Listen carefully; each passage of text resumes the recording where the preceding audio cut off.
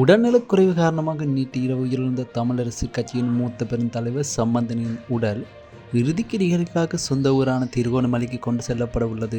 அன்னாரின் உடல் கொழும்பில் மலர் சாலையில் அஞ்சலிக்காக வைக்கப்பட்டு பின்னர் நாடாளுமன்றத்திலும் ஒரு நாள் அஞ்சலிக்காக வைக்கப்படும். அதன் பின்னர் சம்பந்தனின் உடல் திருகோணமலைக்கு எடுத்து செல்லப்படும்.